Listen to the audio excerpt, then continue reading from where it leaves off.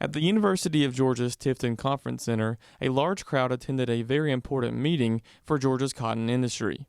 Now in its 13th year, the meeting allows producers to hear from experts on all things cotton, as well as a chance to see what all the commission is doing each year. Some 13 years ago, we piggybacked with the Georgia Cotton Production Workshop. We wanted to take that opportunity to let our producers know what their checkoff program is doing for them, and that's why, we have the breakout sessions where they can hear the latest research findings, et cetera, and also they're repeated in the afternoon. But we try to bring in speakers that are very relevant to what's going on in the industry, for our part of the program, and also give them a little report on exactly what we're doing. The importance of the meeting can't be overstated as they bring in speakers, researchers, and experts to talk about the latest information on the industry that producers can take back home to their operations to help them be more efficient and help their bottom line. They can come and drink from the fire hose of knowledge. They're going to hear the latest, research and extension recommendations for cotton. They're going to have industry professionals either telling them what they're doing, giving them their perspective on what's going to happen, and hopefully that will enable them, what they learn here today will help them make better decisions on their farm and be more efficient, because that's exactly what the commission does with the dollar bill that we invest on their behalf, is figuring out ways for them to be more efficient and do things better on their farm.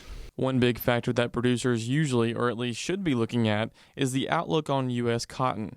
According to John Robinson, an extension economist with Texas A&M, the outlook for the price of cotton is still very much up in the air and depends mostly on how much gets planted in 2020.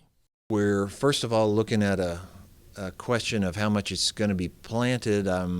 With the rise in prices that we've seen, we may not see a drop in acreage, and so that leads to the question, well, how much will be left over at the end of the year? Because that's really the expectations of how much is left over is the main driver on prices. One other factor he touched on was trade, which has been an issue for cotton producers for around 18 months. As most are aware of at this point, the U.S. and China have signed the first phase of an agreement, but according to Robinson, he's not sure it's going to help very much, especially in the beginning. It's really uncertain. I think it has helped already in that both countries agreed that they weren't going to raise tariffs further, and I think that's a relief to the market, and I think that last little round of buying probably is what pushed the futures market over 70 cents. Beyond that, I don't know that it's going to really benefit the cotton market until it leads to large new export sales of U.S. cotton to China. And until the market sees a steady stream of that, I don't know that there's going to be any more market effect of the Phase 1 agreement. Reporting in Tifton for the Farm Monitor, I'm John Holcomb.